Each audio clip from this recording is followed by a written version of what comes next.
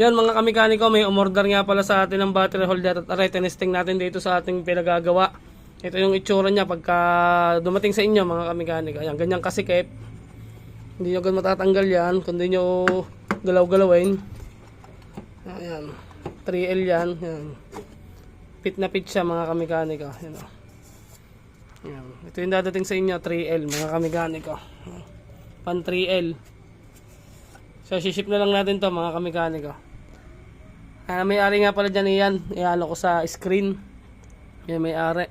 Ship na natin tong iyong battery holder. Yan. Pasok na pasok yan kahit mayroong oil tank tsaka air filter. Yan. May lagayan din ng fuse box yan. May free nga pala tong tornilyo, dalawang flathead pagka sinip natin sa inyo. So yan, tatanggalin ko lang ulit at isi-ship na natin. Let's go. So yan mga kamekaniko, dito na tayo sa JNT. Isi-ship na natin to. Itong battery holder. Ito ay, saan nga ito isi-ship? Nueva Ecija. Anong pangalan niya? Benedict. Yan, boss, Benedict ito na. From Nueva Ecija. Ship natin, nandito sa JNT. Yan na. Ship na natin. Yan, JNT. JNT.